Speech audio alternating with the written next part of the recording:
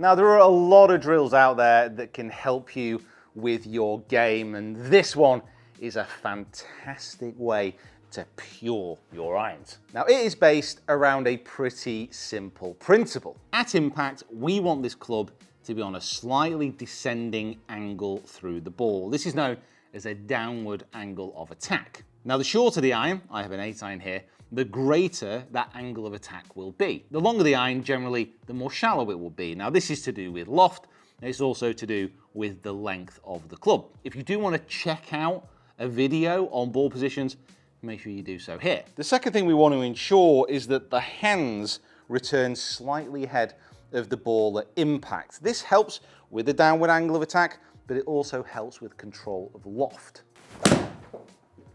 And finally, we want to try and ensure that the strike on the ball is coming from somewhere near the center of the face.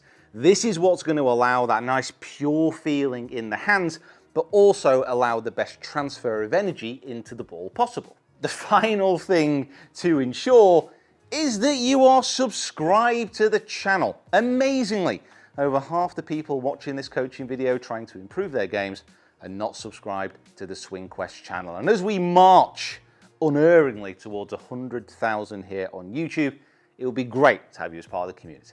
Now, I've done lots of drills in the past about impact and things you can do to better improve strike, and you can check some of those out at the end of this video. However, at impact, sometimes the body and the club are just moving too fast for you to feel any meaningful change. Often, and what today is about, is getting a better framework, a better structure within the swing, so that when you approach that point of impact, things are in a better position to allow you to get everything we've just spoken about in a better place. So today, we are going to take a journey into creating space and time.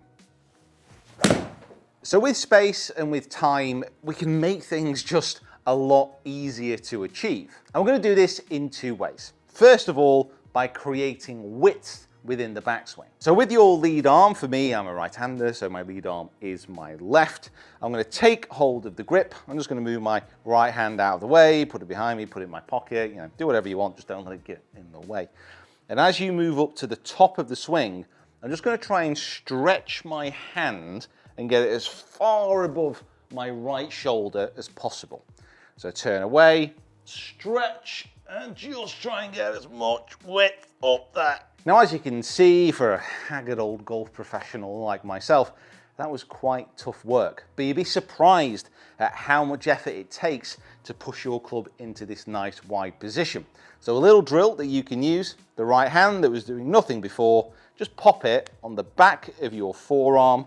And as you try and get that lead arm as wide as possible, apply that little bit of force with your trail arm, and you'll notice how much further and how much wider you can position that left arm. It's a great drill to use, and it's a great feeling to have. So you can see just how much extension I have here in that left arm. As my right arm moves on, my trail arm, it will go down a little bit just naturally because my right arm is a little bit bent and it sits a little bit lower. But by getting that feeling, and by all means, you can practice this in your house, at the range, wherever it may be, you can start to create that wonderful amount of room that you're going to need, because room gives you space, gives you time. So now for the main part of this drill. We've created lots of space here, and we still want to have this space as the club starts to move down into impact. Now, one of the key issues that many golfers have is that they can create width on the backswing with practice and with this kind of drill, but as they start to move through, the hips start to come forwards towards the ball, and they block off this area that we want the hands to be moving through. So you can create lots of width, lots of time, lots of space, but then if you block it off in the downswing, that's going to be the issue. So this is where we move on to the main part of the drill. So rather than moving like this into impact with this hip coming forwards, we're going to create width, we're going to allow those arms to drop, and then with the trail side, with the trail foot, the right foot for a right-hander, we're just going to roll it into impact. Now what I've done here is I put an alignment stick down on the ground because I just want to get the feeling that I'm rolling off it, just like so. Not that I'm on my toe, that I'm just moving onto my instep through the point of impact. Now with this drill, what you'll notice is we have this width, but if we just move those arms down and I roll off that alignment stick, all this room is still here that I can just pass my hands and my arms through as I then start to turn down towards the target. And it's all of that room into which you can have the hands starting to move ahead rather than having to push forward because of those hips. The fact that you can strike down on the ball because you're not going to have to back up and away, because as you move onto that instep, your weight pushes forward. All of these things are possible when you create the space, but all that space is created from here and from here. So width, allow the arms to drop, roll onto that instep of the trail foot.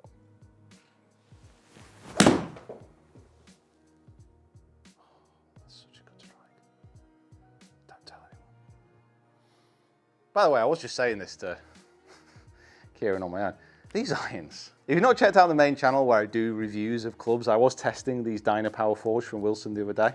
Really good. Now for the advanced level of this drill, I've set up here a gate. So the ball here is sitting in between two tee markers. Now these are just rubber tee markers that I'm using because I'm on the mat. If I was on a grass range, I'd be using a tee and I'd just be having it tilted slightly away to match the angle of the shaft. But anything you can create with a gate that's not going to get damaged if this drill goes wrong, that'd be wonderful. Because the final part of this, and something which can help tie it all together, is if you've got the width, that club has been allowed to drop, you're moving onto the instep, you've created all this room, you still want something to aim at. You still want a feeling of having that club traveling a little bit straighter through the point of impact. So with a gate, all you need to do within your practice drill is roll off and just try and get that club passing through. Now I practice that without a golf ball, and then I probably take it away when the golf ball is there, just simply because with this drill, you can get the feeling of having that club passing through the gate and whipping through, but when you introduce a ball and put it in the middle of it, all of a sudden your target orientation changes. That gate really is just to get the feeling of what it's like to get that club moving on a neutral path. So as soon as you've had a few practice swings with that, take it out. You can still use the foot roll drill. So for a drill like this, really, repetition is key. Very much a block practice at the range, practicing your back garden before taking it onto the golf course. But if you found this useful and you want to continue your swing quest, check out these videos here.